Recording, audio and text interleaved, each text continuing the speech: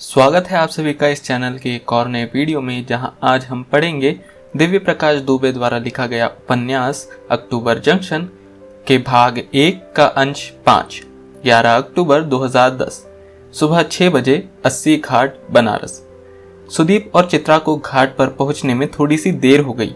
इसकी वजह चित्रा नहीं थी, वह तो तुरंत ही तैयार हो गई थी, लेकिन सुदीप ने ही वॉशरूम में कुछ ज्यादा टाइम लगा दिया।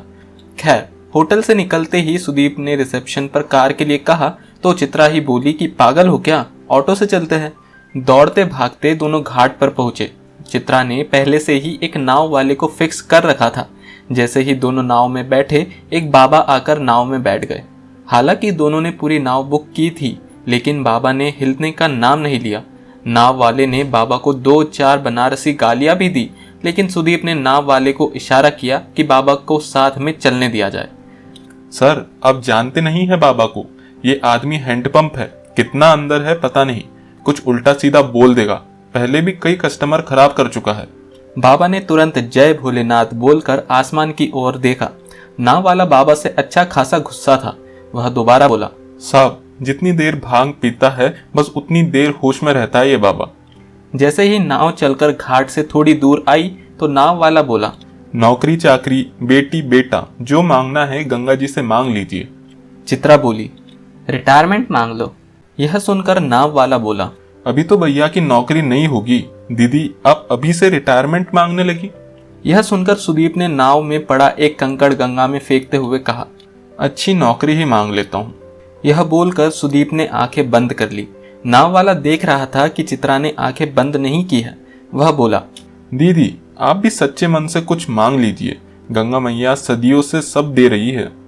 उधर बाबा यह सब कुछ देखकर चुप थे। सुदीप ने आंखें खोलकर कहा, बाबा कुछ सुना दीजिए। बाबा के हाथ में मंजीरा था। बाबा ने कोई जवाब नहीं दिया। वह सुदीप की ओर से चेहरा हटाकर आसमान की तरफ देखने लगे और 2 मिनट बाद सुनाना शुरू किया। सब ठाट पड़ा रह जावेगा जब लात चलेगा बंजारा, ये धूम धड़क साथ लिए क्यों फिरता है जंगल जंगल, एक दिन का साथ न जावेगा, मौकूफ हुआ जब अन्न और जल, घर बार अटारी चौपारी, क्या खासा तनसुख है मसलन, क्या चिलमन पर्दे फर्श नए, क्या लाल पलंग और रंग महल, सब ठाट पड़ा रह जावेगा जब लात चलेगा बंजारा। बाबा सुनाते हुए बिल्कुल ऐसे मगन हो रहे थे जैसे भोले बाबा से सीधा कनेक्ट हो गए हो। बाबा सुनाने के बाद जब चुप हुए तब चित्रा ने पूछा, बाबा आप जो सुना रहे थे वो कबीर दास का है ना? बाबा गुस्सा होते हुए बोले, नजीर अकबराबादी नाम का बड़ा शायर हुआ था बेटी, वो भी कबीर था। तुझमें मुझमें इस लड़के में सबके अंदर कबीर है। इसके बाद बाबा बहुत देर तक कुछ गाते रहे, लेकिन सुदीप को सब ठाट पड़ा रह जावेगा जब लात चलेगा बंजारा वाली लाइन चिपक गई। बाबा को नदी के पार रामनगर महल की तरफ जाना था। बाबा नदी की दूसरी तरफ उतर गए। जब बाबा नाव से उतर कर जा रहे थे तो सुदीप ने उनको वापस बुलाया। उनकी जेब में करीब 7,000 रुपये कैश था। उसने सब उठाकर बाबा के हाथ में रख दिया। बाबा ने मंजीरा बजाया और सुदीप के कान में पास आकर धीरे से बोला, जय भोलेनाथ, परेशान मत हो, जितना लुटाएगा उतना ही आनंद आएगा, तो कबीर है कबीर। सुदीप ने और भी कुछ सवाल पूछना चाहा, लेकिन बाबा ने कोई जवाब नहीं दिया। बस नदी के पास से मुट्ठी भर रेत उठाकर हवा में छोड़ दी। रेत कुछ देर तक उड़ती हुई नीचे रेत में जाकर मिल गई। नीचे पड़ी हुई रेत को देखकर यह पहचानना मुश्किल था कि हवा से उड़कर कौन सी रेत गिरी थी। बाबा धीरे धीरे चलते हुए नजरों से ओझल हो गए। हवा में रेत के मिलने और फिर से रेत में मिल जाने के हजारों मतलब हो सकते हैं, जैसे कि हर आदमी एक दिन रेत ही बन जाएगा। रेत जिसमें बैठकर लोग जिंदगी के बारे में बातें करेंगे। सुदीप को अपना मतलब तब भी नहीं मिला। इस पर नाव वाला बोला, क्या सर, ये बाबा कुछ भी बोलता है, आपको इतने पैसे नहीं देने चाहिए थे। सुदीप कुछ नहीं बोला। चित्रा ने भी यही बात कही, तुम पागल हो क्या, कोई पैसे ऐसे उड़ाता है? इससे अच्छा तो किसी अनाथालय में पैसे दे देते। चित्रा यार प्लीज। सुदीप ने चित्रा को चुप रहने का इशारा किया। इसके बाद चित्रा ने कुछ भी बोलना ठीक नहीं समझा। सुदीप अभी तक नदी के किनारे वाली रेत को देख रहा था। सूरज अब तक ठीक से उग चुका था। सुदीप कभी घड़ी नहीं पहनता था, इसलिए उसने नाव वाले से टाइम पूछा। नाव वाले ने बताया कि करीब 7:30 बज चुके हैं। थोड़ी देर हो गई। सुदीप बोला, बनारस में किसी बात के लिए कभी देर नहीं होती, चित्रा ने स्टाइल मारते हुए कहा। अच्छा, देर नहीं हुई तो ये बताओ कि तुम्हें लाइफ से क्या चाहिए? छोड़ो यार, तुम भी यहाँ इतना बड़ा सवाल लेकर बैठ गए। नहीं बताना। अरे बताओगी? बोला तो नहीं बताना। ऐसे कैसे नहीं बताना, बताओ। सुदीप के बार बार पूछने पर चित्रा ने आखिर बता ही दिया। मैं चाहती हूँ कि मुझे हर कोई पहचाने, मेरे अपने कमाए हुए खूब पैसे हो, मेरी किताबें लाखों में बिके, हर जगह मुझे बोलने के लिए बुलाया जाए, न्यूज़पेपर में फोटो आए मेरी, न्यूज़ रूम में मुझे बुलाया जाए। इन शॉर्ट, चित्रा पाठक को कोई अवॉइड नहीं कर पाए। तो Chitra madam rich and famous page 3 celebrity होना चाहती है? हाँ, ऐसा ही समझ लो। तो इसमें रोने की क्या बात है? मुझे लगता है कि ये सब कुछ नहीं हो पाएगा। मैं पिछले 3 साल से एक किताब पूरी नहीं कर पाई। जाओ बच्चा, वरदान देते हैं तुम्हें। तुम एक दिन हिंदुस्तान की सबसे बड़ी लेखिका बनोगी, बड़ी राइटर हो जाओगी, तो भूल तो नहीं जाओगी ना? सुदीप ने कहा। वेल, बाद में मैं तुम्हें पहचानूंगी या नहीं, अभी से इसके बारे में कुछ कह नहीं सकती। चित्रा और सुदीप ठहठहाकर हंस पड़े। नाव थोड़ी देर तक घाटों के पास होते हुए वही लौट आई जहां से शुरू हुई थी। घाट आ चुका था। चलो कुल्हड़बाजी चाय पिलवाओ, एक भी पैसा नहीं है जेब में। चित्रा ने 2 कुल्हड़ चाय ली और वही सुदीप के पड़ोस में बैठ गई। चित्रा अपनी कहानी का अंत ढूंढ चुकी थी और सुदीप अपनी कहानी की शुरुआत। चित्रा ने कुल्हड़ की चाय को खत्म करते हुए कहा, कुल्हड़ वाली चाय जल्द ही खत्म हो जाती है। हाँ, छुट्टियाँ भी। तुम्हारा अपडेट तो मुझे अखबारों से मिलता रहेगा। हाँ पक्का। तुम भी अपनी किताब खत्म करना तो बताना। पक्का बताऊंगी। कब मुलाकात होगी अब? सुदीप ने पूछा। सुदीप ने यह सवाल क्यों पूछा होगा, इसकी एक ही वजह समझ में आती है। सुदीप अगर रात में चित्रा के सामने रोया नहीं होता तो शायद वह यह सवाल नहीं पूछता। कुछ भी हो, अगर कोई लड़का किसी के सामने रो देता है तो वह सामने वाले के करीब अपने आप आ जाता है। लड़कियों के साथ भी शायद ऐसा ही होता हो। साथ रोना साथ हंसने से ज्यादा बड़ी चीज है। चित्रा ने कहा, तुम्हारे पास इतना टाइम कहाँ होगा? मैं तुम्हें कॉल कर सकता हूँ?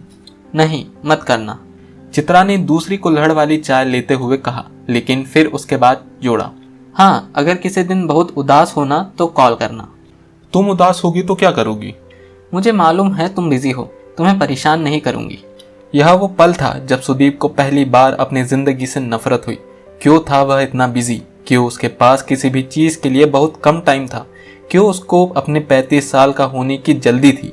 हम लाइफ में इतना बिजी होकर क्या ही उखाड़ ले रहे हैं? लाइफ में अगर कुछ उखाड़ लेने लायक है तो वो है फुर्सत। यह वो पल था जिसमें सुदीप को कोई बड़ा फैसला लेना था। तुम्हारा जिस दिन रोने का मन करे उस दिन कॉल कर लेना, मैं आने की कोशिश करूंगा। देखो करोड़पति इंसान, एक कुल्हड़ वाली चाय का इतना एहसान मत मानो।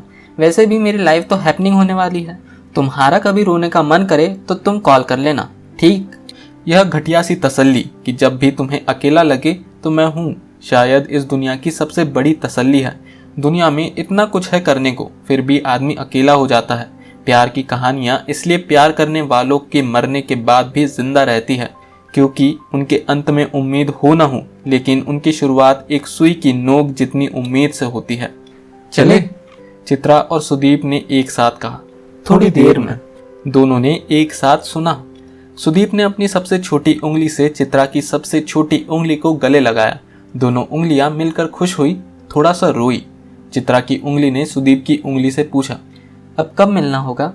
सुदीप की उंगली ने कहा, पता नहीं। चित्रा की उंगली ने सुदीप की उंगली को ऊपर से नीचे तक छूकर कहा, तो पता करके बताओ।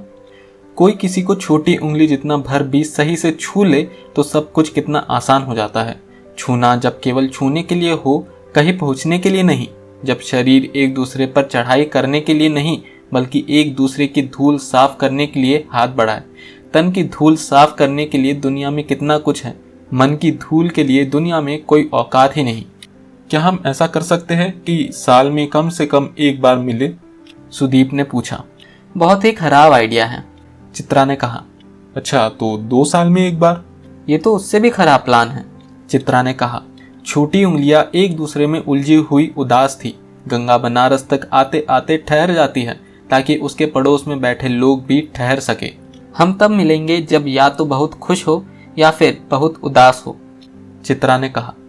ऐसे तो शायद कभी मिलना ही ना हो। प्लान नहीं करते हैं सुदीप, मिलना होगा तो मिल लेंगे। चलो ये भी ठीक है।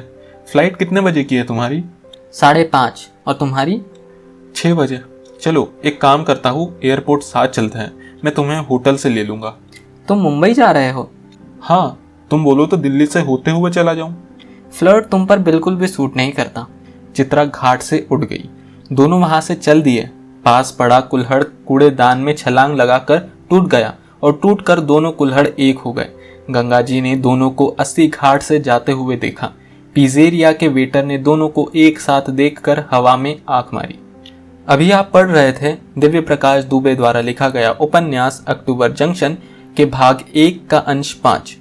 अगर आपको ये वीडियो अच्छा लगा तो प्लीज़ इस वीडियो को लाइक करिए, कमेंट सेक्शन में बताइए कि आपको ये वीडियो कैसा लगा एंड प्लीज़ इस चैनल को सब्सक्राइब करिए। धन्यवाद।